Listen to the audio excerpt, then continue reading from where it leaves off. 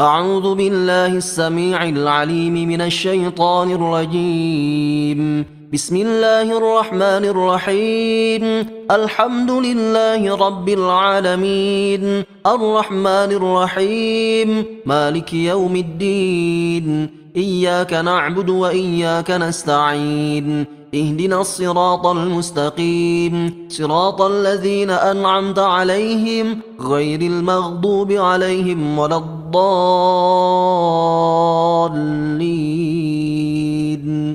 بسم الله الرحمن الرحيم. ألف لام ميم. ذلك الكتاب لا ريب فيه هدى للمتقين الذين يؤمنون بالغيب ويقيمون الصلاة ومما رزقناهم ينفقون والذين يؤمنون بما أنزل إليك وما أنزل من قبلك وبالآخرة هم يوقنون أولئك على هدى من ربهم وأولئك هم المفلحون. الله لا إله إلا هو الحي القيوم لا تأخذه سنة ولا نوم له ما في السماوات وما في الأرض من ذا الذي يشفع عنده إلا بإذنه يعلم ما بين أيديهم وما خلفهم ولا يحيطون بشيء من علمه إلا بما شاء وسع كرسيه السماوات والأرض ولا يؤوده حفظهما وهو العلي العظيم. لا إكراه في الدين قد تبين الرشد من الغي فمن يكفر بالطاغوت ويؤمن بالله فقد استمسك بالعروة الوثقى لا انفصام لها والله سميع عليم. الله ولي الذين آمنوا يخرجهم من الظلمات إلى النور والذين كفروا أولياؤهم الطاغوت يخرجونهم من النور إلى الظلمات أولئك أصحاب النار هم فيها خالدون. لله ما في السماوات وما في الأرض وإن تبدوا ما في أنفسكم أو تخفوه يحاسبكم به الله فيغفر لمن يشاء ويعذب من يشاء والله على كل شيء قدير. آمن الرسول بما أنزل إليه من ربه والمؤمنون كل آمن بالله وملائكته وكتبه ورسله لا نفرق بين أحد من رسله وقالوا سمعنا وأطعنا غفرانك ربنا وإليك المصير. لا يكلف الله نفسا إلا وسعها لها ما كسبت وعليها ما اكتسبت ربنا لا تؤاخذنا إن نسينا أو أخطأنا ربنا ولا تحمل علينا إصرا كما حملته على الذين من قبلنا ربنا ولا تحملنا ما لا طاقة لنا به واعف عنا واغفر لنا وارحمنا أنت مولانا فانصرنا على القوم الكافرين. بسم الله الرحمن الرحيم. قل هو الله أحد الله الصمد لم يلد ولم يولد ولم يكن له كفوا أحد. بسم الله الرحمن الرحيم. قل هو الله أحد الله الصمد لم يلد ولم يولد ولم يكن له كفوا أحد. بسم الله الرحمن الرحيم. قل هو الله أحد الله الصمد لم يلد ولم يولد ولم يكن له كفوا أحد. بسم الله الرحمن الرحيم. قل أعوذ برب الفلق من شر ما خلق ومن شر غاسق إذا وقب ومن شر النفاثات في العقد ومن شر حاسد إذا حسد. بسم الله الرحمن الرحيم. قل أعوذ برب الفلق من شر ما خلق ومن شر غاسق إذا وقب ومن شر النفاثات في العقد ومن شر حاسد إذا حسد. بسم الله الرحمن الرحيم. قل أعوذ برب الفلق من شر ما خلق ومن شر غاسق إذا وقب ومن شر النفاثات في العقد ومن شر حاسد إذا حسد. بسم الله الرحمن الرحيم. قل أعوذ برب الناس ملك الناس إله الناس من شر الوسواس الخناس الذي يوسوس في صدور الناس من الجنة والناس. بسم الله الرحمن الرحيم. قل أعوذ برب الناس ملك الناس إله الناس من شر الوسواس الخناس الذي يوسوس في صدور الناس من الجنة والناس. بسم الله الرحمن الرحيم. قل أعوذ برب الناس ملك الناس إله الناس من شر الوسواس الخناس الذي يوسوس في صدور الناس من الجنة والناس. أمسينا وأمسى الملك لله والحمد لله لا شريك له لا إله إلا هو وإليه المصير.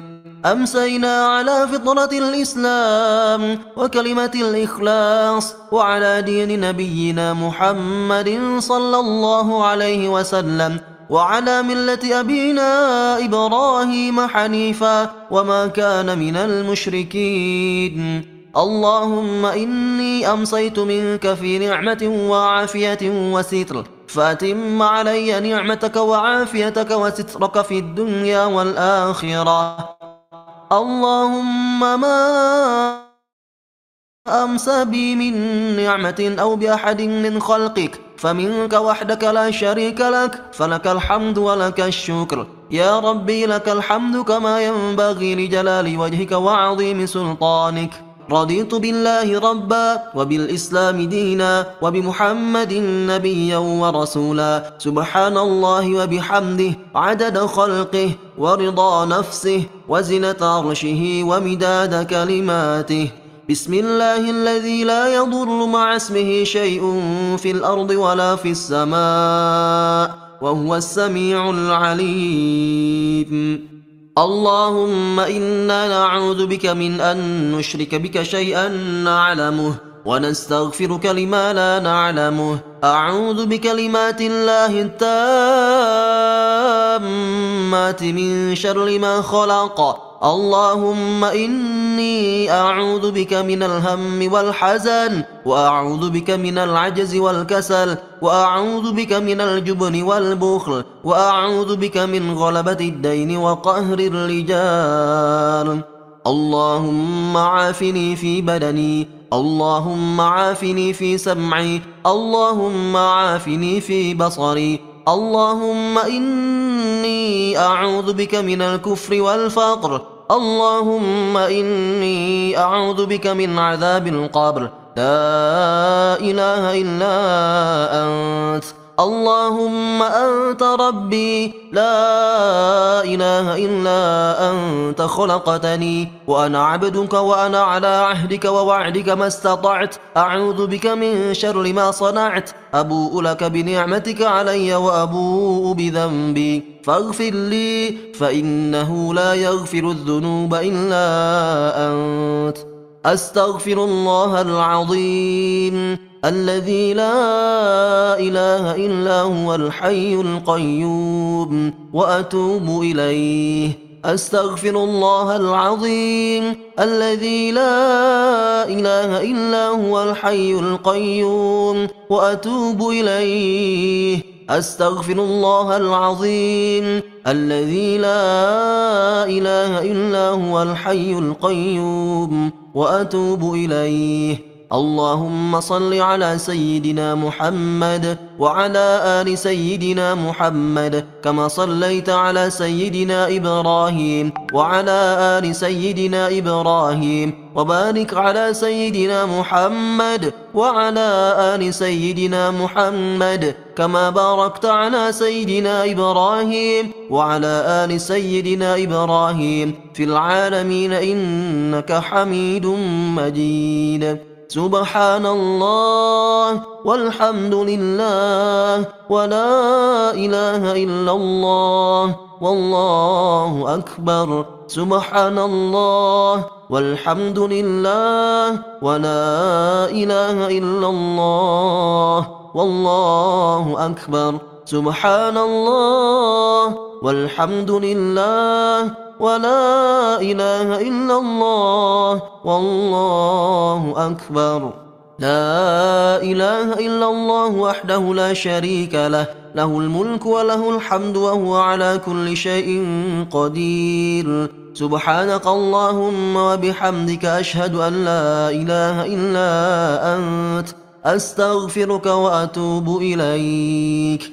اللهم صل على سيدنا محمد عبدك ونبيك ورسولك النبي الأمي وعلى آله وصحبه وسلم تسليما عدد ما أحاط به علمك وخط به قلمك وأحصاه كتابك. وارض اللهم عن ساداتنا أبي بكر وعمر وعثمان وعلي وعن الصحابة أجمعين وعن التابعين وتابعيهم بإحسان إلى يوم الدين.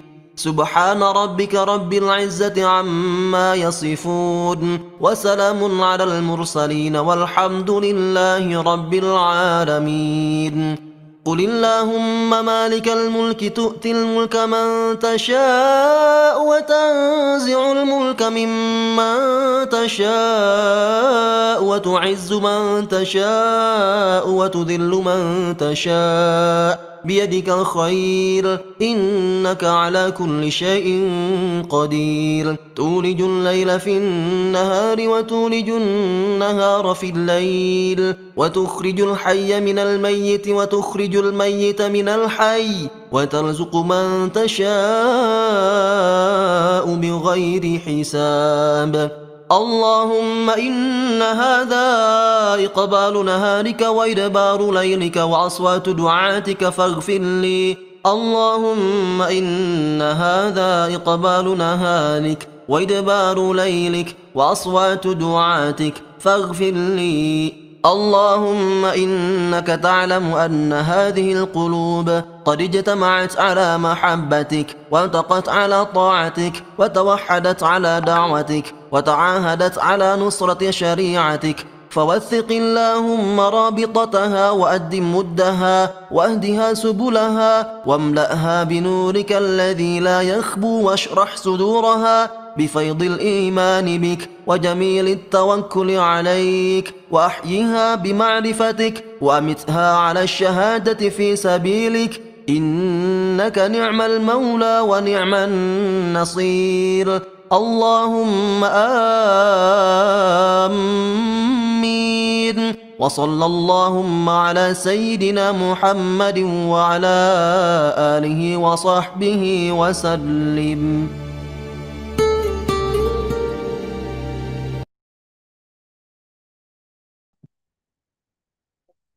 Baik, Alhamdulillah Rabbil Alamin. Assalamualaikum warahmatullahi wabarakatuh. Waalaikumsalam warahmatullahi Wabarakatuh. wabarakatuh. Waalaikumsalam warahmatullahi wabarakatuh. Gimana kabarnya Bapak sekalian? Sehat semua tentunya ya, insya Allah ya. Masya Allah. Amin, amin. Luar biasa. Allahu Akbar. Terima kasih Ibu Haja Ida udah hadir ya, Masya Allah. Mbak Jatini ya, terima kasih nih sudah menyediakan waktu ya. Baik, jiwa sekalian, Alhamdulillah waktu sudah menunjukkan jam 16.29 ya. Kita akan mengambil berkah waktu sore hari ini. Memohon kepada Allah Subhanahu wa taala. Mari kita awali bersama dengan basmalah. Bismillahirrahmanirrahim. Allahumma salli ala Sayyidina Muhammad wa ala ali Sayyidina Muhammad. Alhamdulillah, hamdan yuafi ni'amahu wa yukafi mazidah. Ya Rabbana, lakal hamdu kama yanbaghi li jalali wajhika azimi sultani. Alhamdulillah pada kesempatan sore hari ini sudah hadir pula Ustadz Eko ya. Assalamualaikum Ustadz Eko. Waalaikumsalam warahmatullahi. Ahlan, Ustaz. Masya Allah. Ahlan bik ya, Masya Allah. Oke, Bapak sekalian, sore hari ini bersama kita ya, Ustadz Eko juga ada dari manajemen Pintar Peduli, ada Kang Ajat, ya, ada Kang Arul juga. Sore hari ini kita akan bahas tentang tuntunan atau tuntutan Al-Quran itu. Nah, ini sesuatu yang menarik ya.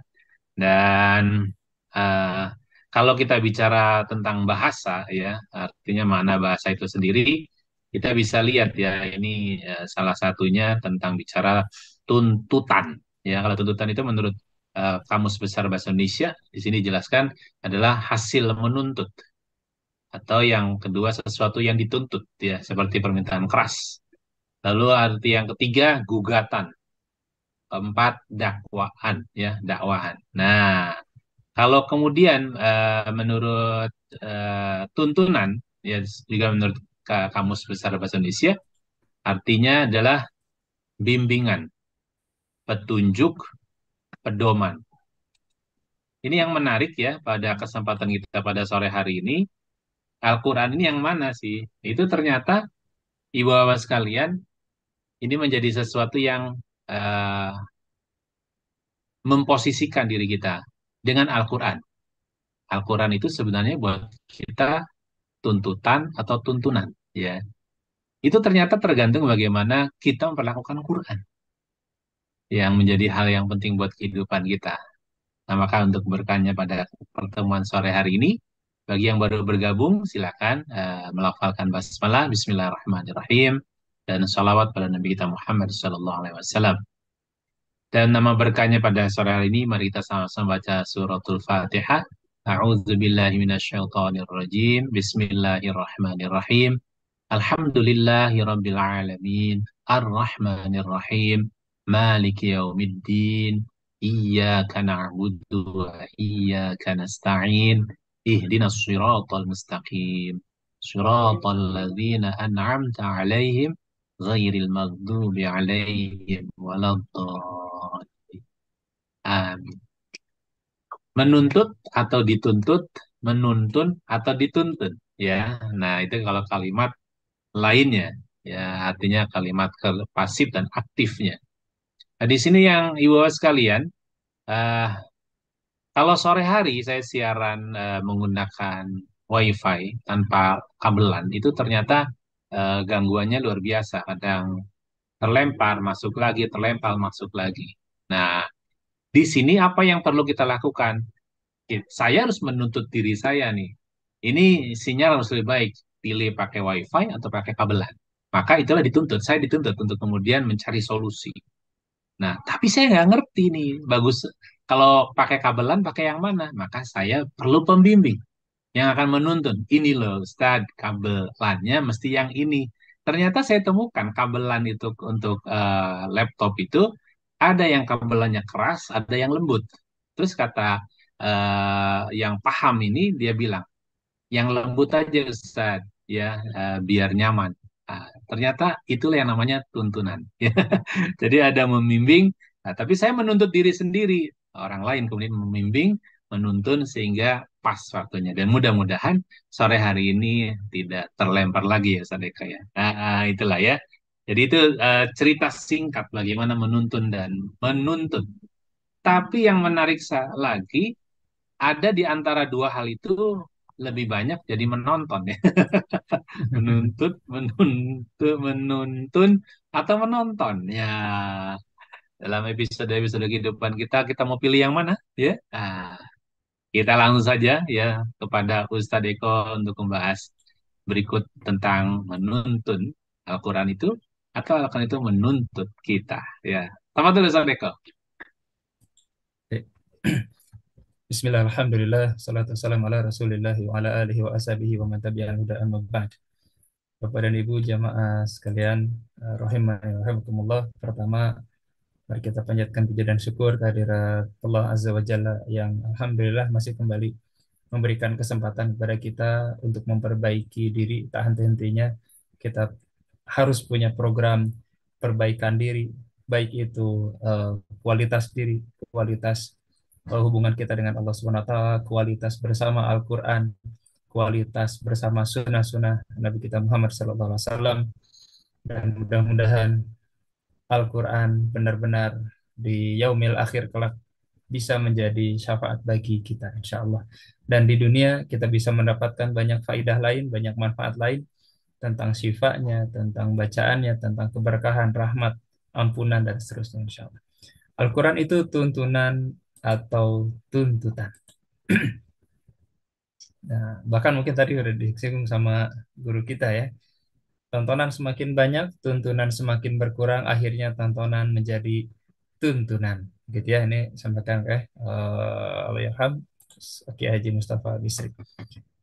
Pak Kiai Haji Zainuddin MZ, Allahyarham juga pernah menyampaikan tanda-tanda akhir zaman adalah tuntunan jadi tontonan, tontonan jadi tuntunan, gitu ya. Sekilas saja. Bapak dan Ibu sekalian, ini tema besar kita, begitu ya, tema yang kita angkat sore ini. Semoga tema ini adalah tema yang masuk bagian di antara ilmu-ilmu yang bermanfaat, semoga kebaikan dan keselamatan bagi kita, dan bisa menjadi titik perubahan ya, mentolak ke arah kita yang jauh lebih baik lagi, berlipat-lipat di sisi Allah Subhanahu wa taala, kualitas ibadah kita insya Allah. Al-Quran menjadi pembela, penggugat, atau jadi penggugat atau penuntut tadi ya, disampaikan di KBBI. Bapak dan Ibu sekalian, di hadis riwayat Imam Muslim, tema ini sebetulnya sudah disampaikan oleh baginda Nabi kita Muhammad SAW. Beliau menyampaikan hadis riwayat Muslim, sholat itu cahaya, sedekah itu bukti nyata, sabar itu sinar, sementara Al-Quran bisa menjadi pembelamu atau sebaliknya menjadi penuntutmu. Pada hadis yang lain, riwayat Imam Muslim juga, Rasulullah dari sahabat Abu Malik Al-Asy'ari menyampaikan satu pesan, Al-Quran hujjatun laka aw alaika. Al-Quran itu bisa menjadi hujah bagimu atau hujah atasmu, begitu ya. Wa'alaika ya akhil muslim an ta'mal bima taqra'a wa tasma hatta yakun Al-Quran hujjatun laka la alaik.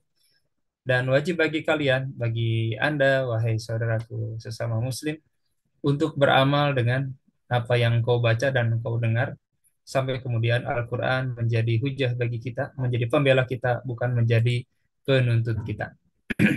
Ya, ini juga masih tema yang sama. Dalam salah satu quotes-nya Mihrab Kolbi juga kami temukan, gitu ya. Ada satu kata-kata yang sangat luar biasa, bisa jadi renungan di sore ini juga. Tuntutan kehidupan mengundang tantangan. Tuntunan Al-Quran menghadirkan keseimbangan. Masya Allah, tabarakallah. Nah, maka tugas kita, Bapak dan Ibu sekalian, jamaah juga rahimakumullah, membumikan Al-Quran sebagai tuntunan kehidupan, begitu ya. Karena Islam mengharuskan umatnya untuk terikat dengan Allah, terikat dengan Rasulnya tanpa kecuali. Dalam Islam yang halal jelas, yang haram jelas, tidak ada yang lepas dari waktu, serta tidak bergantung pada pendapat penduduk bumi. Tidak ada kewenangan bagi manusia untuk membuat hukum karena manusia lemah, akal manusia terbatas. Hak tasyri', hak pensyariatan hanya pada Allah Azza wa Jalla. Bagaimana dengan pertanyaan ini? Sudahkah kita baca Al-Quran hari ini? Sudahkah kita punya wirid harian setiap harinya?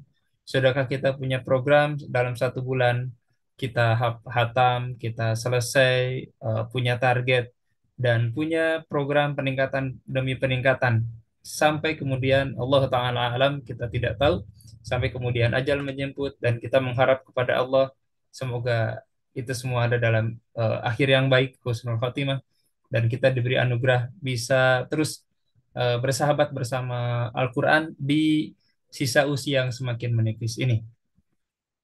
Dalam Al-Quran di surat Al-Furqan, surat ke-25 ayat 30, ternyata Allah Subhanahu wa taala menyampaikan satu pesan ketika Rasulullah SAW pernah mengadukan satu kondisi, wa qala Rasul ya Rabbi inna qaumi takhudhu hadzal Qur'ana mahjura. Dan Rasul Muhammad mengatakan, ya Tuhanku, sungguhnya kaumku telah menjadikan Al-Quran ini diabaikan. Maka beginilah kenyataannya dalam keseharian kita. Dalam hadis yang lain, masih di hadis riwayat Imam Muslim, dengan tema yang juga sama, Rasulullah Shallallahu Alaihi Wasallam bersabda, Inna Allah yarfa'u bihadzal kitabi aqwaman wa yada'u bihi akharin. Sungguhnya Allah Subhanahu wa taala meninggikan suatu kaum karena Al-Qur'an ini dan merendahkan juga karena Al-Qur'an sebagian yang lain.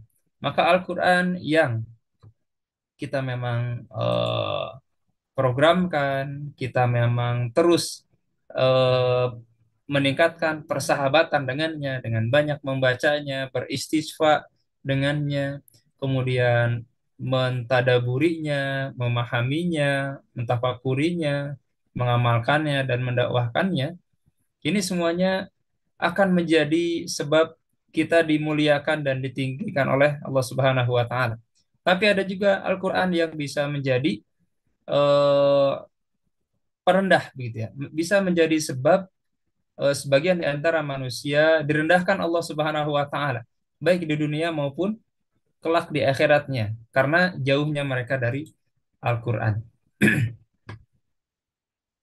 Allah Subhanahu wa taala disebutkan oleh Nabi kita Muhammad sallallahu alaihi wasallam pernah menyampaikan tentang bagaimana keutamaan orang-orang yang lancar membaca Al-Qur'an dan orang-orang yang tidak lancar membaca Al-Qur'an. Ada pada tema bahwa keduanya terus bersahabat bersama Al-Quran. Yang lancar, dia insya Allah di hari akhirat kelak akan dikumpulkan bersama para malaikat yang mulia. Masya Allah.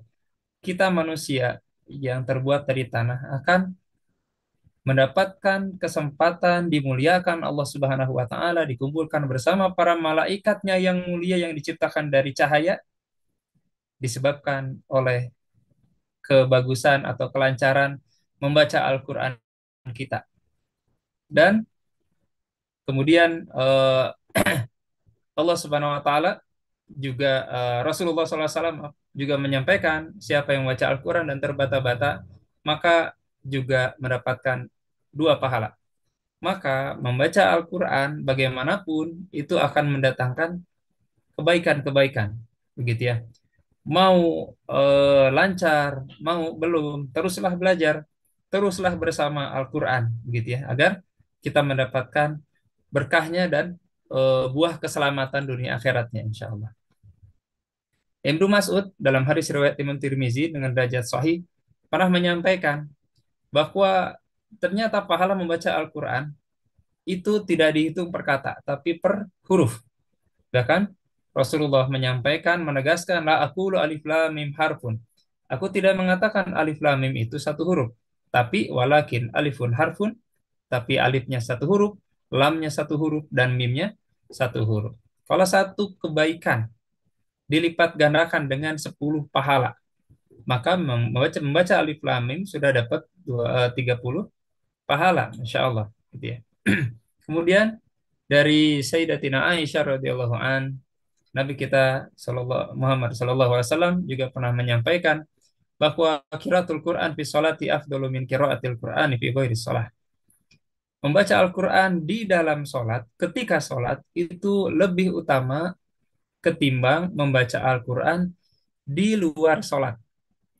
Tapi semuanya mempunyai keutamaan-keutamaan. Maka mungkin sudah mulai bagi yang belum, kita programkan agar Al-Quran ini bisa kita interaksikan, bisa kita mulai biasakan, kita baca, dimasukkan ke dalam agenda di dalam sholat kita. Berarti di tempat mana kita bisa membaca Al-Quran? Tentu saja mungkin di tempat yang setelah dibacakan Al-Fatihah, kemudian surat-surat. Boleh dengan hancanya, boleh dengan juga mungkin surat-surat tertentu atau mungkin ayat-ayat tertentu, dan ini bisa dilakukan gitu ya. Dan ini mudah-mudahan bisa menjadi sebab banyak sekali tergugurkannya dosa-dosa dan juga bisa menjadi sebab terlimpahkannya pahala-pahala kebaikan karena sebab satu huruf yang bernilai lipatan ganda. Dalam riwayat yang lain, riwayat Imam Ahmad, Rasulullah SAW menyampaikan, siapa yang membaca Al-Quran 100 ayat dalam satu malam, maka akan dicatat untuknya ketaatan satu malam. Masya Allah. Dalam riwayat yang lain, siapa yang membaca 100 ayat dalam satu malam, tidak tercatat sebagai orang yang lalai. Riwayat yang lain menyampaikan, ketika seorang hamba menghatamkan Al-Quran, maka di penghujung hatamnya ada 60.000 malaikat yang akan memohonkan ampun untuknya. Ini yang dilakukan oleh sahabat Anas bin Malik ketika beliau menghatamkan Al-Quran. Disebutkan dalam beberapa riwayat bagaimana beliau berusaha untuk ngumpulin keluarga-keluarganya dan kemudian doa bersama. Bisa jadi mungkin salah satu alasannya adalah mengambil dari hadis riwayat Imam Ad-Dailami ini, begitu ya. Atau mungkin riwayat-riwayat lain yang serupa tentang 60.000 malaikat memohonkan ampun ketika di penghujung hataman seseorang. Masya Allah. Kemudian dalam hadis riwayat Imam Tirmizi, Rasulullah menyampaikan tentang firman Allah Subhanahu wa taala dalam hadis kursi, di mana Allah berfirman, man syaghalahul Qur'an an zikri wa mas'alati ataituhu afdhala ma u'tiyas sa'ilin. Siapa yang tersibukkan oleh Al-Quran dari berzikir kepadaku dan dari meminta kepadaku, niscaya aku akan berikan kepadanya melebihi apa yang aku berikan kepada orang-orang yang meminta. Dan keutamaan kalamullah atas seluruh kalam seperti keutamaan Allah atas makhluknya. Maka mudah-mudahan Allah anugerahkan kita bisa sibuk dengan Al-Quranul Karim, di mana Allah janjikan siapa yang tersibukkan dengan Al-Quran dari zikir dan dari berdoa, maka Allah akan berikan sesuatu yang melebihi apa yang diberikan kepada orang-orang yang meminta atau yang berdoa. Maka di sini dalam kitab Al-Jawabul Kafi, Ibnul Qayyim rahimahullah pernah menyampaikan satu pesan, jika dirimu tidak disibukkan dengan hal-hal yang baik, pasti akan disibukkan dengan hal-hal yang batil. Dari Nabi kita Muhammad SAW ada anjuran untuk menghatamkan Al-Quran minimal 1 bulan 1 kali. Dalam hadis riwayat Imam Bukhari dijelaskan, Iqra'il Quran fi syahrin. Bacalah Al-Quran dalam sebulan. Abdullah bin Amr berkata, aku mampu menambah lebih dari itu. Beliau pun bersabda, bacalah atau hatamkanlah dalam 7 hari dan jangan lebih daripada itu. Dalam sebagian riwayat yang lain, di kitab Rasail Ibnu Hazm dijelaskan, seseorang muslim yang ingin selamat, hendaklah melakukan sesuatu yang diharapkan dapat mengalahkan dosa dan kesalahannya. Dan hendaklah dia membiasakan membaca Al-Quran dan hatam setiap bulan sekali. Kalau bisa hatam kurang dari itu lebih bagus. Dan para ahli fikih Hambali mengatakan tentang makruhnya mengakhirkan hatam Al-Quran lebih dari 40 hari tanpa uzur.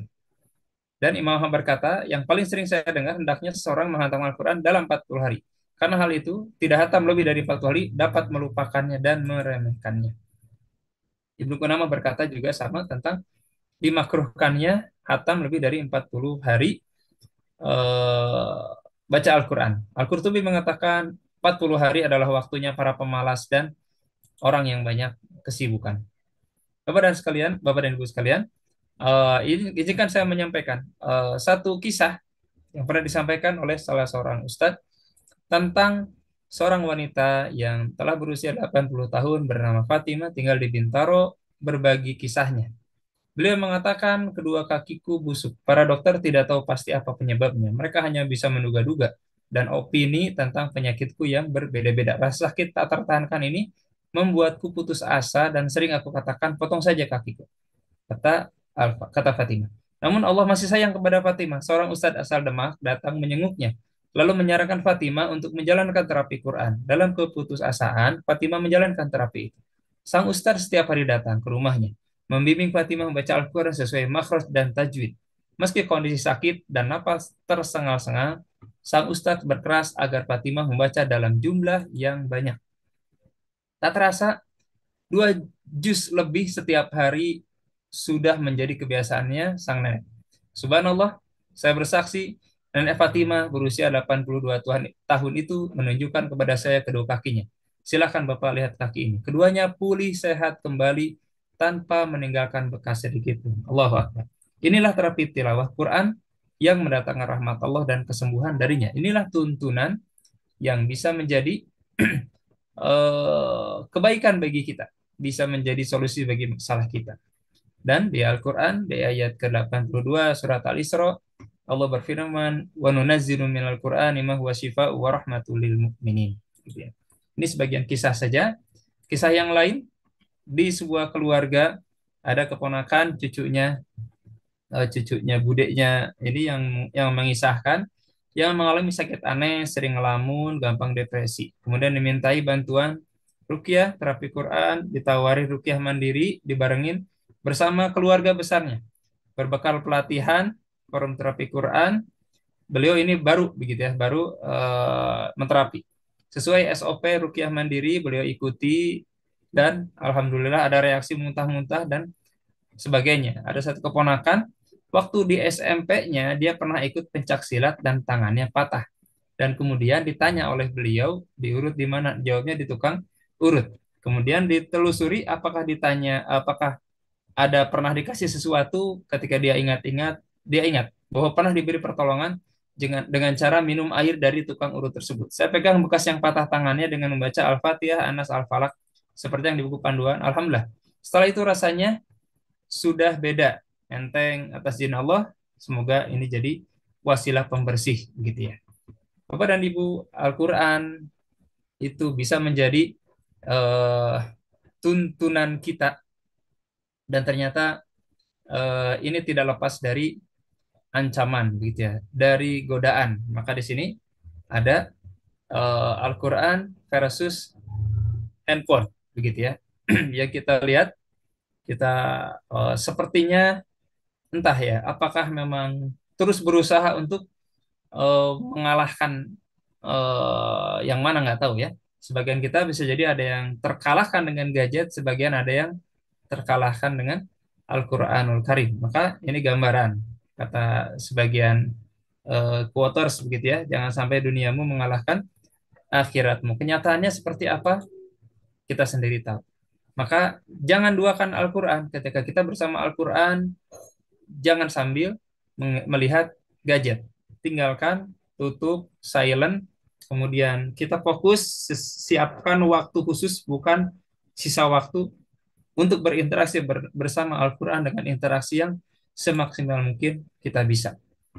Ini juga makna mahjuro terhadap Al-Quran yang disebutkan di surat Al-Furqan ayat 30 begitu ya. Di mana ini beberapa di antara bentuk tafakurannya adalah jika kita bermuhasabah, kita akan temukan bahwa ternyata kebanyakan dari kita sering update status di media sosial daripada membaca Al-Quran. Di laptop itu yang lebih sering kita sentuh adalah bukan lembaran Al-Quran. Ketinggalan handphone lebih menggelisahkan kita daripada ketinggalan mushaf.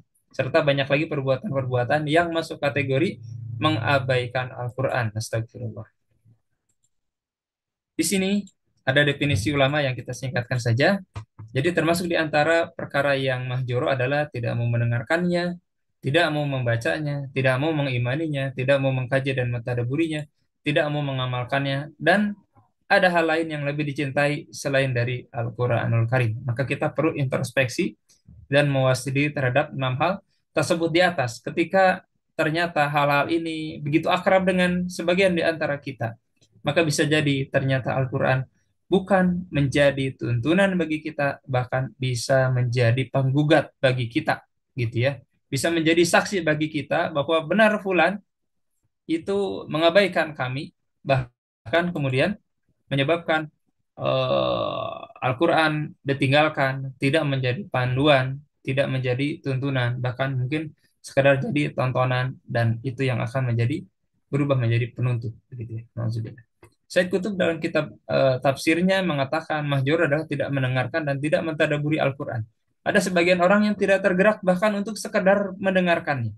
Sebagian yang lain ada yang malah lebih prihatin tentang apa? Bahwa ketika didengarkan ada banyak ketidaknyamanan, ada banyak ketidakbaikan, ada banyak penolakan-penolakan. Maka Allah musta'an. Sebagian di antara manusia ada yang benar-benar memang diharamkan dari kebaikan dari Al-Quranul Karim disebabkan oleh kerasnya hati, oleh sombongnya, oleh takaburnya, begitu ya. Dan ini menghalangi kebaikan-kebaikan yang banyak. Dan Ibnu Qayyim juga menjelaskan kurang lebih sama, gitu ya. Dan la tahjurul Quran fa innahu yati syafi'an yaumal qiyamah.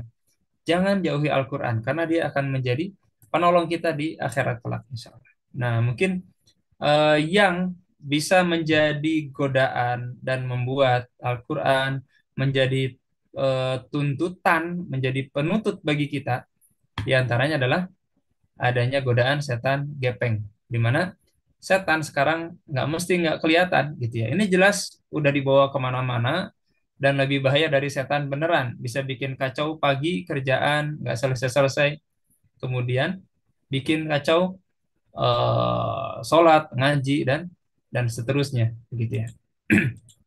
Kemudian apa yang kita lakukan Bapak dan Ibu ketika kita mengalami hal ini, gitu ya.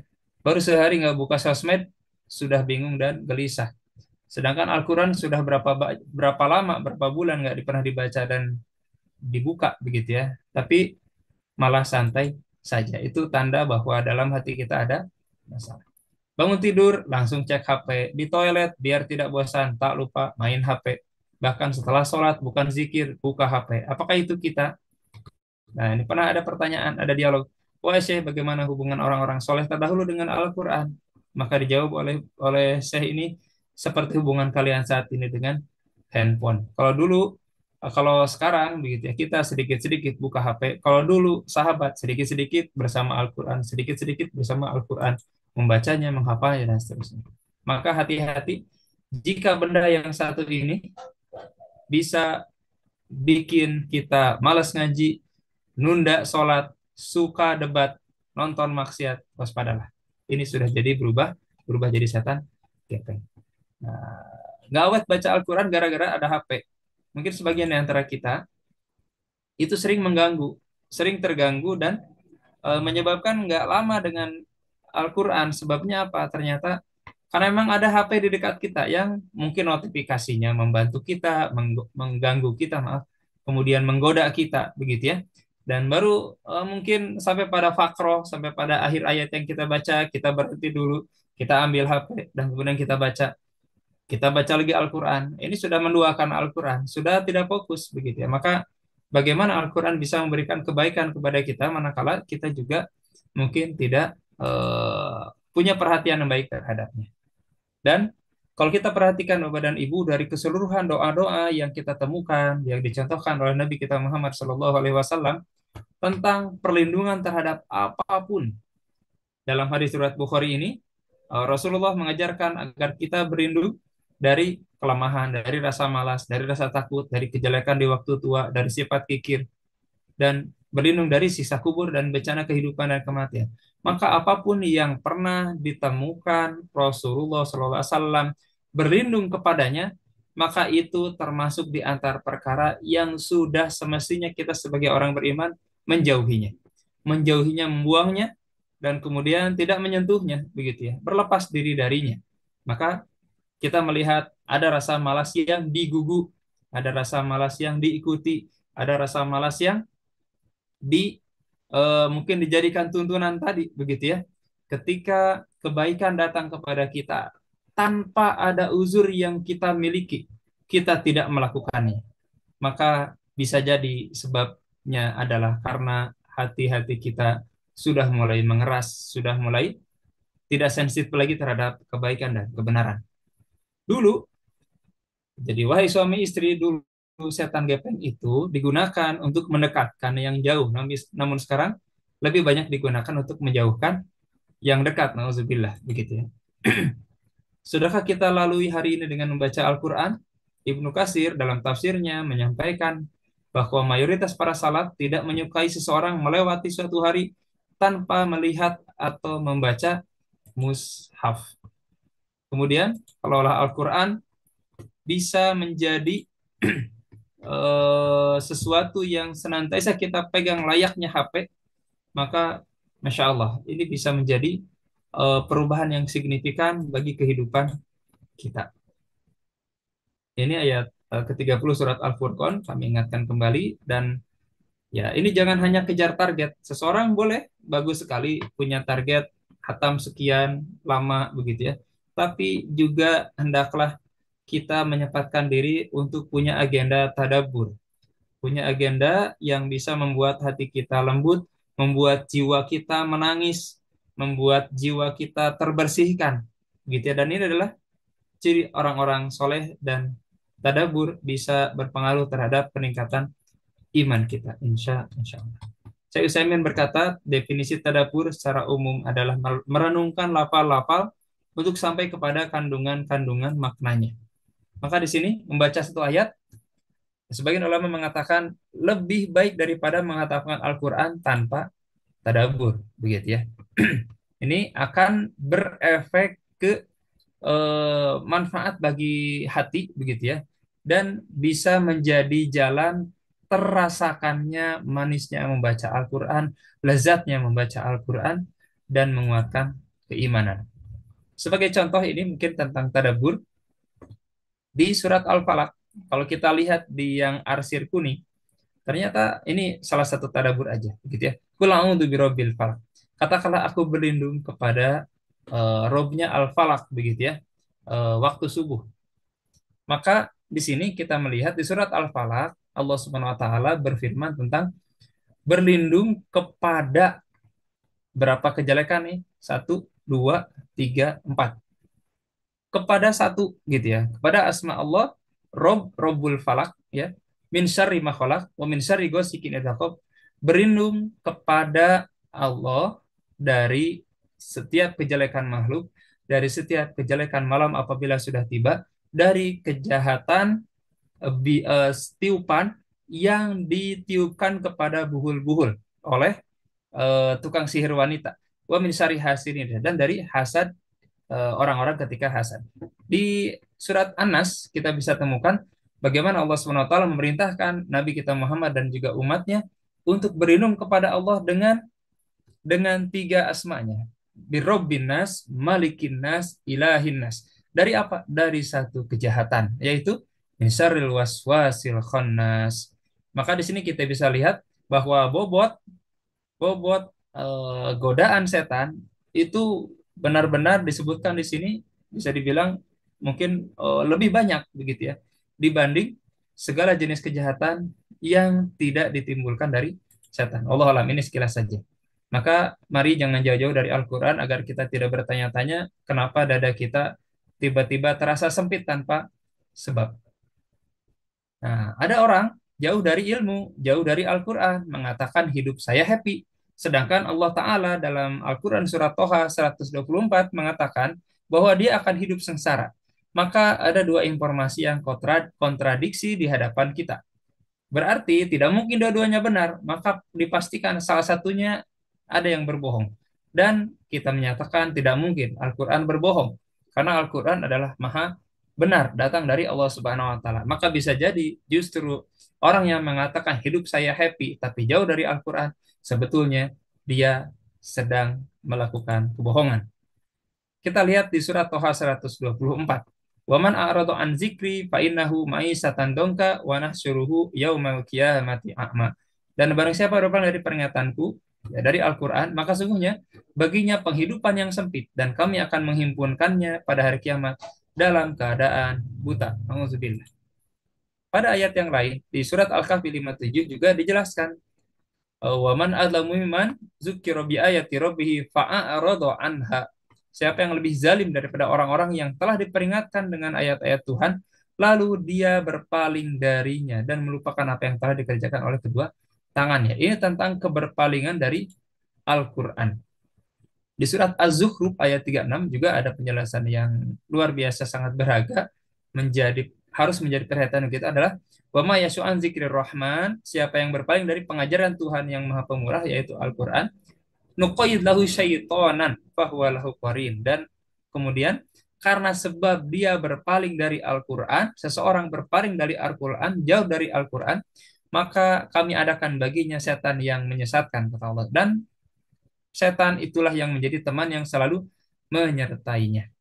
Buka WA nggak ada chat, buka hati takut disakitin lagi. Memang lebih dari itu, maka buka Al-Quran, hati tenang dapat pahala lagi Masya Allah. Mari teman, buka kembali Al-Quran kita. Mari kita programkan kembali program-program bersama Al-Quran kita. Dan mari kita mulai perbaikan-perbaikan, mulai kita benahi begitu ya. Waktu kita benahi manajemen harian kita begitu ya. Pola hidup, pola makan kita, dan pola membaca Al-Quran, pola tolabul ilmi, kemudian pola agar ibadah-ibadah, kewajiban-kewajiban tidak terganggu, bisa terlaksana sesempurna yang kita bisa, dan mudah-mudahan ini bisa menjadi keberkahan bagi kita semua, insya Allah. Mungkin itu yang bisa disampaikan. Mudah-mudahan Allah memudahkan kita untuk bisa terus berinteraksi bersama Al-Quran. Barakallahu fiikum. Masya Allah ya, tuntutan atau tuntunan Al-Quran itu ternyata tadi sudah disampaikan dengan sangat demikian detil ya, Ibu sekalian. Dan ternyata kalau kita bisa menyimak tadi, dalam kehidupan kita saat ini, di dunia saat ini, dalam kesibukan kita mesti menuntut diri kita dengan Quran. Menuntut bagaimana kemudian waktu kita, kesibukan kita, keseharian kita ada bersama Al-Quran. Sebelum pada waktunya nanti, Quran akan menuntut kita. Na'udzubillah min dzalik, ya. Dan akhirnya ketika kita menuntut diri dengan Quran, Quran akan menuntun kita. Dan inilah nikmat yang luar biasa ketika bersama dengan Quran. Jadi sekarang kita sudah tahu bedanya ya. Bagaimana kemudian Quran itu tuntutan atau tuntunan. Quran itu menuntut kita ketika kita untuk membaca saja tidak punya waktu. Dan plus mentadaburinya, Masya Allah ya. Dan kalau kita sudah biasa menuntut diri dengan Quran, akhirnya Al-Quran bisa menuntun kita ya. Masya Allah. Jadi itu yang mudah-mudahan menjadi satu hal yang termotivasi ya pada sore hari ini. Bapak Ibu sekalian, jazakumullah khair jazaa yang sudah bergabung ya. Siar Pintar atau Siar Terapi Quran ini memang atas kerjasama dari Bapak Ibu sendiri sebagai orang tua asuh, sebagai donatur ya dari Pintar Peduli. Sehingga kami mengaturkan jazakumullah khair jazaa atas keikutsertaan Bapak Ibu sekalian, donasi sebagai orang tua asuh, donasi dalam program-program kami ya untuk Quran lansia juga yang bulan ini kita akan membagikan ya Quran jumbo untuk lansia. Satu Qurannya sekitar 150.000 ya. Jadi itu akan membahagiakan para lansia dengan Quran, dan Bapak Ibu sekalian juga akan didekatkan dengan Quran ya. Berkahnya luar biasa. Wakaf Quran kita selalu buka tiap bulannya. Dan kemudian juga ada wakaf-wakaf tanah, wakaf pendidikan ya, Masya Allah, selain donasi-donasi yang lain untuk program-program kita ke depan. Sehingga saya mewakili manajemen Pintar Peduli mengaturkan jazakumullah khair jazaa. Baik Ustadz Eko, ada satu pertanyaan yang luar biasa nih dari Ibu Rahmawati. Ustadz mau tanya, sebelum membaca Al-Quran, bagaimana cara berdoa semoga dengan membaca Al-Quran itu bisa menjadi petunjuk, menjadi penyembuh dan petunjuk? Terima kasih. Silakan Ustadz. Boleh yang lainnya kalau mau bertanya, boleh langsung, boleh via chat yang di channel itu juga dipersilakan ya. Menulis doa apa namanya pertanyaannya, nanti insya Allah akan disampaikan oleh operator kami untuk dijawab oleh Ustadz Eko. Tafadhol Ustadz. Nah, jadi mungkin bagaimana sebelum Al-Quran, sebelum baca Al-Quran, cara berdoa agar Quran bisa menjadi penyembuh dan petunjuk saja. Ibu Ya Rahmawati. betul. Sekarang jazakillahu khairan pada Ibu Rahmawati yang sudah menyampaikan pertanyaannya.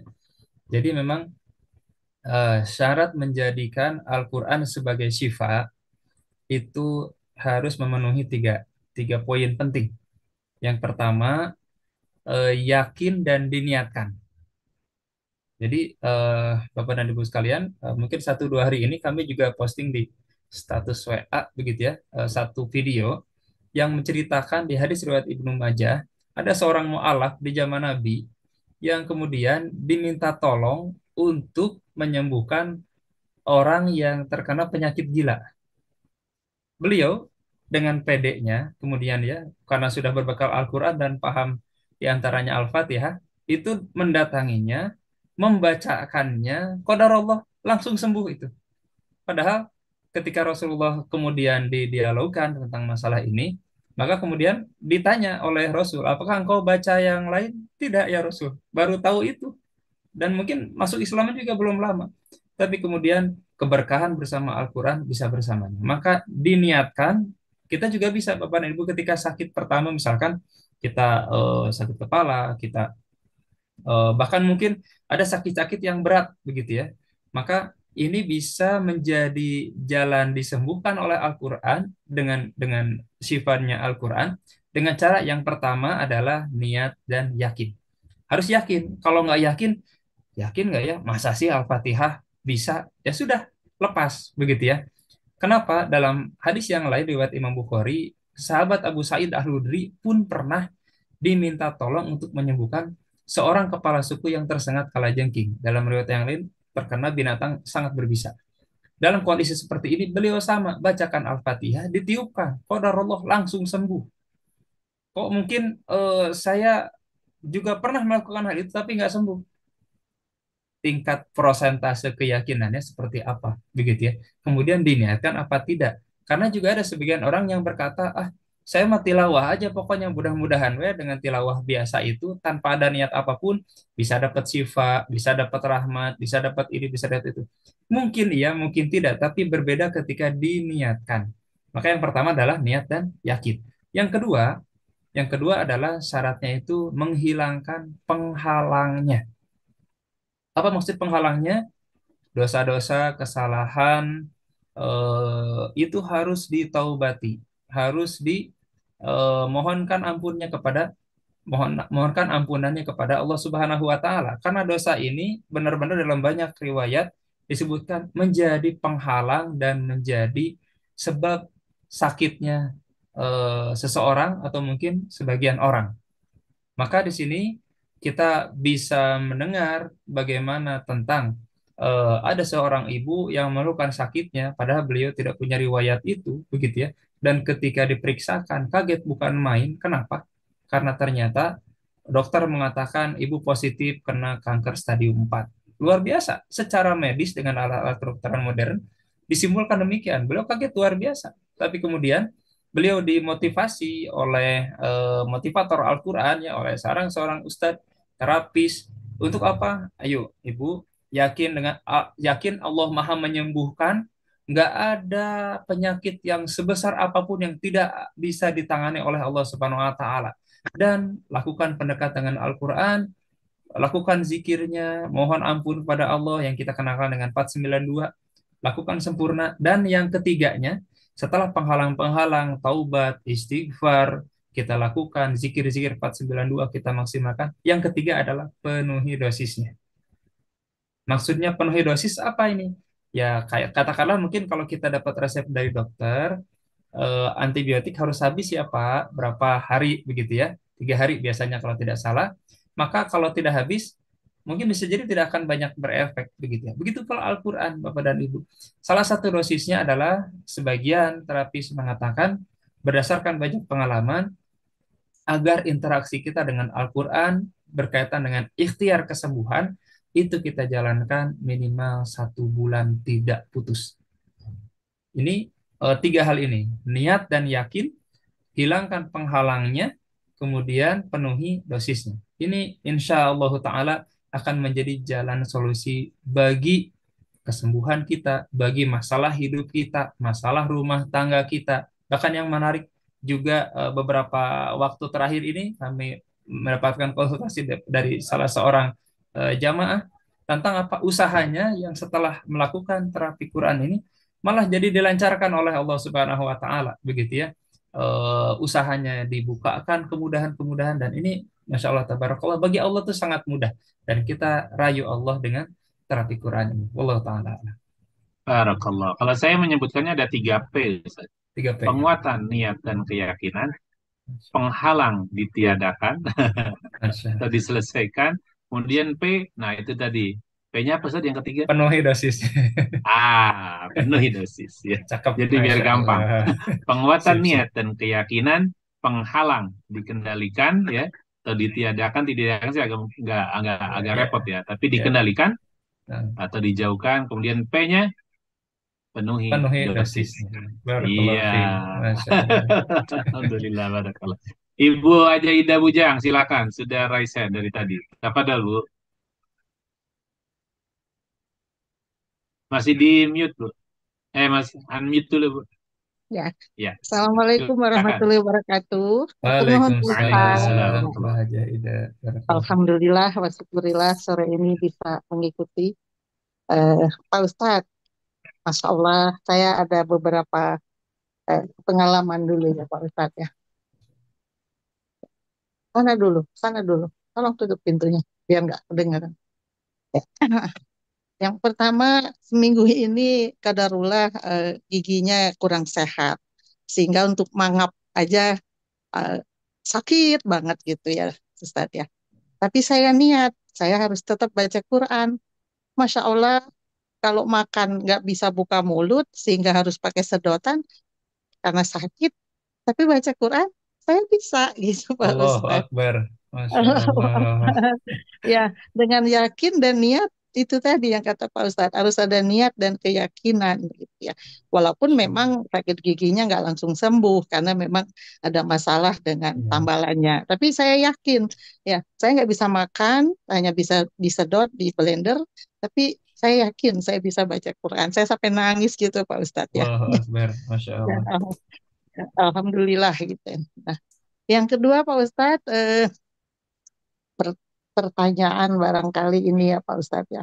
Saya tuh kalau di jalan, kalau baca Qurannya pakai HP Pak Ustadz gitu ya. Nah walaupun ada Ustadz yang mengatakan ya boleh begitu, tapi hati saya masih ada keraguan gitu Pak Ustadz. Ya, karena memang kalau untuk buka Quran di jalan bergerak itu kan Ya. apa pusing kadang-kadang gitu. Tapi Ya, kalau buka ya. HP, ya kalau buka HP itu bisa. Nah itu gimana ya Pak Ustadz ya?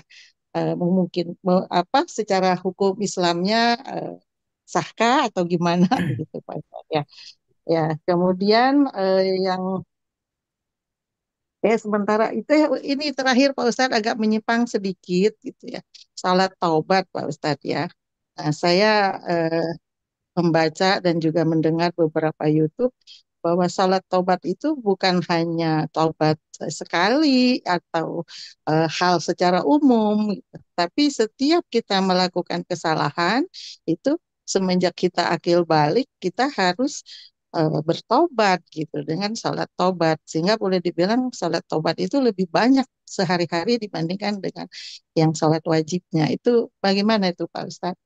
Hatur nuhun, terima kasih. Wassalamualaikum Sama-sama. warahmatullahi wabarakatuh. Waalaikumsalam warahmatullahi wabarakatuh. Terima kasih Bu Haja Ida Bujang ya. Mudah-mudahan dikaruniai oleh Allah keistiqomahan dengan Al-Qur'annya. Barakallahu Amin, fiik. amin.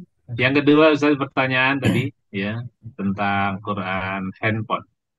Nanti yang ketiga tentang sholat taubat. Silakan Ustaz. Berkaitan dengan baca Al-Quran lewat HP.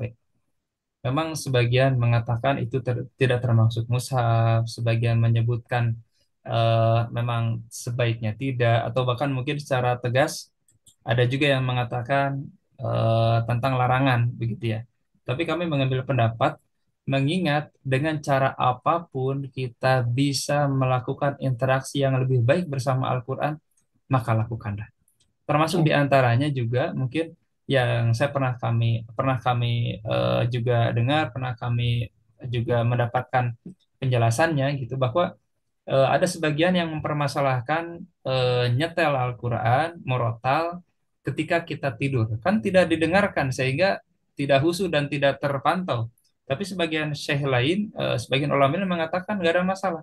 Dan ternyata ada sebagian penelitian atau mungkin sebagian pakar begitu ya yang mengatakan bahwa ketika tidur itu organ yang lain itu katakanlah off kecuali satu, telinga.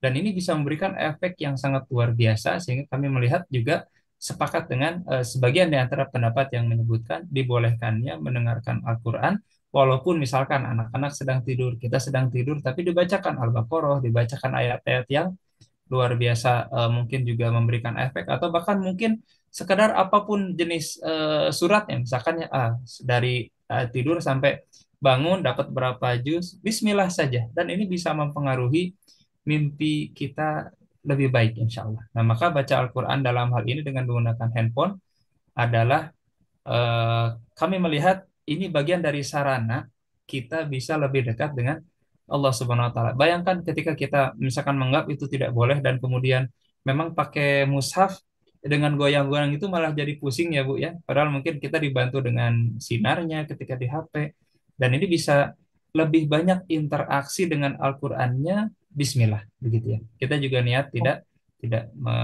merendahkan Al-Qur'an, tidak menghormati Al-Qur'an sama sekali tidak insyaallah. Wallahu taala alam. Itu Yang yang ketiga kedua. tentang sholat taubat, Ustaz. Tentang sholat taubat.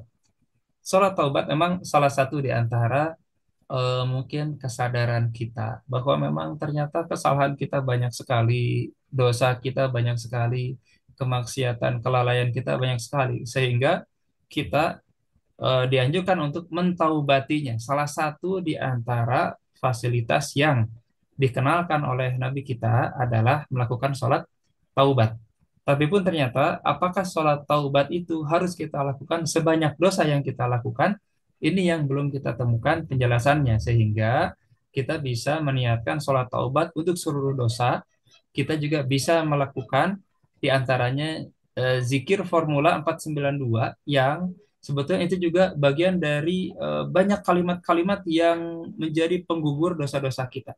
Bayangkan satu contoh saja misalkan berkaitan dengan salawat pada zikir 492. Kata Nabi, salawat yang dilantunkan satu kali oleh kita, maka akan diberi pahala 10 oleh Allah Subhanahu wa taala, akan digugurkan 10 kesalahan dari kita dan akan dinaikkan derajat 10 derajat kita di sisi Allah Subhanahu wa taala. Bayangkan berarti kalau kita baca 100 saja setiap pagi, 100 setiap sore, maka 100 setiap paginya itu sudah menggugurkan 1000 dosa.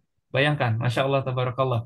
Ini 492 banyak banyak memang dari Nabi juga begitu ya, sehingga mudah-mudahan kita sepertinya akan menjadi sedikit lebih repot ketika memang ternyata kita dalam kondisi juga tidak tahu berapa banyak kesalahan kita dan kita lakukan sholat taubat. Hanya saja mungkin kita bisa sering-sering dengan harapan tadi, selain sholat taubat yang kita bisa lakukan, kita bisa perbanyak istighfar, kita bisa perbanyak sholawat, kita juga bisa perbanyak amal-amal soleh yang lainnya yang menutupi semua itu insya Allah. Dan ada kalimat yang mungkin juga bisa kita tambahkan dalam doa kita.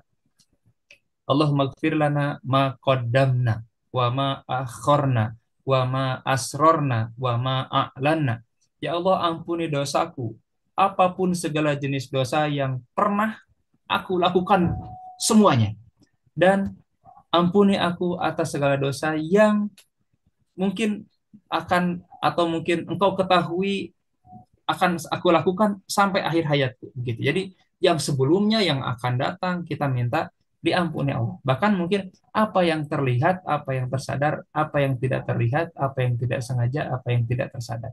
Insya Allah ini juga bagian dari ikhtiar agar dosa-dosa kita semuanya mendapatkan ampunan dari Allah Subhanahu wa taala. Insya Allah. Allah taala. Oh, Ustadz, maaf satu lagi boleh? Iya, Mangga. silakan Bu. Iya, maaf, saya baru-baru ini ditawari Al-Quran besar oleh seorang teman dengan Ya, ada alat penyanggahnya gitu Pak ya, Ustadz. Ya seperti berdiri, bisa diberdirikan. ya. Dengan pesan, ketika kamu sholat tahajud atau sholat tahajud lah pada intinya, kamu bisa baca ini Quran yang besar ini sambil surat-suratnya sebagai bacaan surat-surat sunatnya. Begitu. Ya. Apa boleh seperti itu Pak Ustadz? Sangat boleh, Silakan Ibu. Ustaz. Sangat boleh. Bahkan Hmm. hadisnya riwayat Imam Bukhari dari sahabat Zakwan. Jadi Mhm. dikabarkan oleh periwayat hadis ini bahwa sahabat Zakwan ini termasuk di antara budak muslim yang akan Mhm. dibebaskan oleh Sayyidatina Aisyah setelah beliau wafat misalkan ya. Disembahkan beliau. Dan di Ramadan atau di waktu sholat malam, Zakwan ini sering mengimami para ibu-ibu dalam kondisi Mhm. melihat mushaf. Sehingga para Oh, ulama justru tadi mengingat salah satu materi yang kami sampaikan hadis itu adalah bagaimana Sayyidatina Aisyah menyampaikan tentang keutamaan membaca Al-Quran di dalam sholat. tomat. Ya, Iya, itu. seperti Betul. itu persis Bu, insya Allah. Masya Bahkan Allah. mungkin bisa pakai penyangga, bisa juga kalau Iya, misalkan mushafnya tipis misalkan gitu ya, atau mungkin mushafnya memungkinkan kita pegang, tidak iya. dipermasalahkan walaupun kita ngebuka, walaupun kita Ketika, mungkin ada iya, gerakan, iya, karena iya. itu termasuk gerakan yang bukan tambahan dan diperlukan Oh, insya Allah.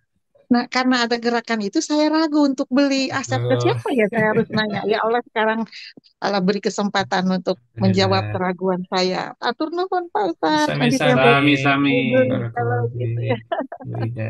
Bu Haja Ida saya juga ada yang ngirimin sama Quran sama penyangganya. Jadi Iya, Masya dibaca aja. Allah.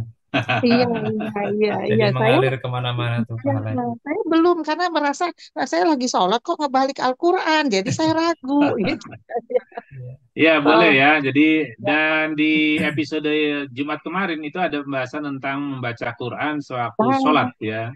Nah, iya, silakan iya. boleh dibuka di channel Pintar Medianya. Itu Oke. bisa Ya. disimak ya.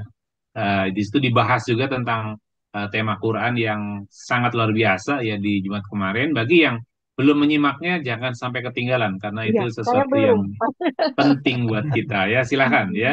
Ya, Eh, nuhun. Nuhun. Terima kasih. Ada pertanyaan Ya, selanjutnya makasih. dari Ibu Rahmawati dan mohon maaf katanya nggak buka kamera, nggak masalah Ibu ya. Ya, ya, nggak masalah. Eh, Dosisnya berapa jus per bulan? Maksudnya ini bicara jus bulan. Mungkin yang saya maksud dosis tadi yang 492 kali Ustaz. Ya, kalau yang 492 dalam kondisi kita memang ada keluhan, ada ada kondisi-kondisi ketidakwajaran, sakit diantaranya dan sebagainya, maka kita bisa berikhtiar fokus eh, menghatamkan Al-Quran bagus sekali, tapi bisa lebih difokuskan ke surat-surat yang menjadi bagian dari terapi, diantaranya Al-Baqarah. Jadi Al-Baqarah hatam setiap hari, rutin tidak putus selama 1 bulan. Misalnya tadi zikir 49, formula 492-nya, insya Allah begitu ya. Di samping kalau memang bisa 492 dan zikir Al-Baqarah ini sebaiknya tidak mengganggu hanca kita, tidak mengganggu batas akhir yang mungkin kita juga jadi tadi Al-Baqarah mah setiap hari jalan selama 1 bulan. Di samping itu program katakanlah odoj kita tidak terganggu, one day one dose kita misalkan ya, atau mungkin ada yang bahkan lebih dari one day one juice misalkan gitu ya, 1 bulan 2 kali hatam, tetap saja berjalan yang lainnya, cuman ada plus tambahin 492 dan Al-Baqarah. Itu mungkin diantaranya. Allah taala alam. Ya, bagi yang ingin tahu tentang 492, silakan nanti minta bergabung di grup apa namanya Pintar Bermanfaat ya. Nanti kami akan kirim panduan untuk 492-nya, untuk zikir 492-nya. Dan itu dosis Al-Baqarah, dosis yang luar biasa yang bisa membantu ibu bapak sekalian ya. Tentu kita berikhtiar yang kita lakukan dan kembali bahwa ini semua adalah karunia dari Allah Subhanahu wa taala insyaallah. Baik buat sekalian, tanpa terasa waktu sudah jam 17.26 ya. Dari channel YouTube juga saya lihat belum ada pertanyaan. Sempat di channel YouTube sampai 16, 18, 19 Mustami ya yang menyimak. Jazakumullah khair jaza juga yang di channel YouTube. Silakan boleh diajak atau boleh di-share video di channel YouTube kami untuk kebermanfaatan dengan Al-Quran. Ya, kami berikan judul Siar Terapi Quran karena kami sangat ingin berterima kasih kepada para donatur kami di Pintar Peduli, orang tua asuh kami ya yang kita ada sekitar 21 anak-anak yatim duafa yang sekarang ini sedang mondok, sedang sekolah ya. Dan tentu dengan donasi itu sangat luar biasa membuat mereka semakin lekat dengan Quran dan insya Allah berkah Qurannya kembali buat ibu sekalian sebagai donaturnya ya. Juga ada wakaf Quran untuk bulan ini, insya Allah ada wakaf Quran jumbo untuk lansia. Sudah beberapa yang masuk dan insya Allah tentu akan membahagiakan buat para lansia yang tadi yang Ibu Haja Ida Bujang sudah mewakili ya, membaca Quran yang besar ya, luar biasa dan itu menyenangkan luar biasa. Tentu kami belum dengan tiangnya ya, baru Quran jumbonya. Dan mudah-mudahan ini bisa menambah kemudian keberkahan ibu sekalian dengan Qurannya. Demikian ibu sekalian yang bisa kami sampaikan karena waktu kami tidak banyak ya, tapi yang sedikit nih mudah-mudahan bisa mengundang banyak kebaikan dengan Quran. Tunggu masa berikutnya di Jumat sore pekan depan insya Allah. Sebelum Ustadz Eko akan menaikkan ibadah umroh di tanggal 21 Desember, kita masih bisa bersama dengan beliau ya. Dan esok hari pun kita akan jumpa lagi ya Ustadz Eko ya kalau nggak salah ya di Siar Mihrab ya, betul ya. Kita membahas tentang keutamaan zakat kaitannya dengan jiwa ya.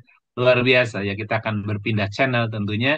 Namun sebelum ditutup dan nanti juga diakhiri dengan doa oleh Ustadz Eko, sekali lagi kami menghaturkan jazakumullah khairul jaza dari Pintar Peduli untuk donasi buat sekalian, baik yang jadi orang tua asuh ataupun yang donatur atau wakaf Quran, wakaf tanah, dan wakaf atau kegiatan-kegiatan yang dilakukan oleh program Pintar Peduli.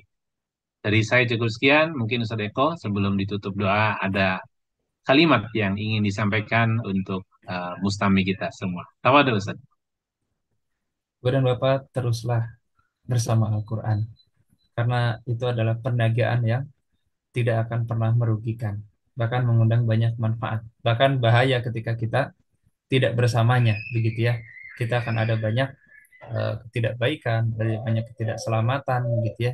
Dan semoga Allah anugerahkan taufik hidayah, kita bisa selalu bersama Al-Quran dan bisa mengisi sisa usia kita yang semakin menipis ini dengan kebaikan, dengan amal soleh, dengan amal jarah yang kita tanam pada program-program kebaikan yang diadakan oleh yayasan kami dan juga di yayasan juga di program-program yang lain. Semoga ini jadi berkah bagi usia kita, bagi dunia dan akhirat kita. Barakallahu fikum. Silakan Ustaz, mohon tutup dengan doa. Nah, Bu dan Bapak sekalian, mari kita sama-sama tundukkan hati, memohon kelembutan hati, memohon kelembutan atas kekerasan hati kita, atas eh, dosa, kesalahan, kesombongan, keegoan, dan juga hal-hal negatif yang lain. Dan kita mohon kepada Allah Subhanahu wa taala, mudah-mudahan ini sore yang bisa menjadi titik awal kebaikan banyak Allah curahkan, Allah limpahkan kepada kita semua. Dan Allah berikan kebaikan dan keselamatan, perlindungan dan penjagaan dari segala jenis keburukan, dari segala jenis kejelekan, dari segala jenis godaan-godaan setan, bahkan dari segala jenis setan-setannya. Dan mudah-mudahan Allah jadikan kita hamba-hambanya yang soleh, yang terus bisa menjadi pribadi-pribadi yang bermanfaat untuk kita sendiri, untuk keluarga kita, untuk umatnya, baginda Nabi kita Muhammad SAW. Allahumma salli wa sallim wa barik ala sayyidina Muhammadin wa ala alihi wa ashabi ajma'in. Ya Rob, di waktu ijabah ini dengan segala kerendahan dan memujimu, ampunkanlah seluruh dosa kami. Ampunkanlah seluruh dosa kedua orang tua kami. Ampunkanlah seluruh dosa, kesalahan, kelalaian, kemaksiatan guru-guru kami. Ampunkan juga segala kesalahan seluruh donatur kami. Dan ampunkan segala kesalahan orang-orang yang kami cintai dalam iman dan Islam. Ya Rob, satu-satunya Tuhan yang wajib disembah dan diibadahi. Bimbinglah kami agar selalu taat menjalankan segala perintah dan laranganmu dan hanya menyembah dan beribadah padamu satu-satunya, wahai Rob semesta alam. Ya Rob, sesungguhnya kami mohon kepadamu ilmu yang bermanfaat, rezeki yang baik, dan amal-amal yang diterima. Ya Rob, terimalah setiap rezeki yang para donatur sisihkan di jalanmu, dan jadikanlah darinya pahala yang terus mengalir dengan berlipat ganda, dan menjadi keberkahan, keselamatan, penjagaan, serta perlindungan dari segala mara bahaya dan dari segala kesulitan baginya dan keluarganya. Ya Rob, jadikanlah para donatur kami orang-orang yang sangat Engkau cintai, yang sangat Engkau ridhoi, dan catatlah mereka sebagai penghuni surgamu yang terbaik, dan pertemukanlah kami kelak di sana. Ya Rob, kabulkanlah doa-doa kami, dan semoga kami menjadi orang-orang yang bermanfaat di masa depan, membangun agama dan bangsa lebih baik lagi, dan donatur kami menjadi bagian yang mendapatkan keberkahan dan pahalanya. Rabbana atina fid dunya hasanah wa fil akhirati hasanah wa qina adzabannar. Wa sallallahu ala sayyidina Muhammadin sallallahu alaihi wasallam wa ala alihi wa ashabihi ajmain. Subhana rabbika rabbil izzati amma yasifun. Wassalamun alal mursalin walhamdulillahi rabbil alamin. Amin ya Allah ya mujib as-sailin. Masya Allah tabarakallah. Mudah-mudahan doa kita di hari Jumat sore ini mengundang banyak keberkahan untuk kehidupan kita. Sekali lagi kami atas nama Pintar Peduli mengaturkan jazakumullah jazak atas donasinya. Dan mari was sekalian, dan insya Allah bulan ini pun kami membuka selain donasi wakaf Quran jumbo untuk lansia, anak-anak akan berlibur was sekalian, anak-anak pondok ya, lebih kurang 22 anak ya. Di tanggal 30 Desember mereka kami ajak untuk berlibur bersama dalam satu hari kegiatan, dan insya Allah Bapak sekalian bagi yang akan ikut serta berlibur tanda kutip ya untuk membahagiakan mereka, kami membuka ladang amalnya insya Allah ya. Baik, kita akhiri sama-sama dengan hamdalah. Alhamdulillahirabbil alamin. Subhanakallahumma bihamdika asyhadu an la ilaha illa anta astaghfiruka wa atubu ilaik. Jazakallah khair jazak Ustaz Eko, Iwa sekalian. Amin wa Assalamualaikum yakum warahmatullahi Ustaz. wabarakatuh. Waalaikumsalam Waalaikumsalam warahmatullahi Terima warahmatullahi kasih Bu Haja Ida, Bu Haja Tini, wabarakatuh. Sami-sami Pak. wabarakatuh. Ustaz Bu Eko. Haja Nita, ya, Sami-sami Bu Rahmawati, aja. Insyaallah. Bu Agustina atau Pak Agustina ini ya. Pamit Ustaz. Fitri sama-sama. Sami-sami Bu Hajatin. Ditunggu kiriman Semuanya. rekeningnya Pak Ustadz, Iya, nomornya. siap. Insyaallah. Barakallahu fikum. Oh, Kata nuhun pamit ya. Semangat. Assalamualaikum. Sama-sama. Salam Assalamualaikum warahmatullahi. warahmatullahi Makasih Ustaz. Nah, Ustaz, Pamit. semoga berkah, maaf lahir batin semuanya. Barakallahu Amin. Makasih fikum. Kang Arul, Kang Ajat. Ya, Assalamualaikum. baik. Terima kasih. Terima kasih Ustaz. Maaf. Makasih Bu Rahma.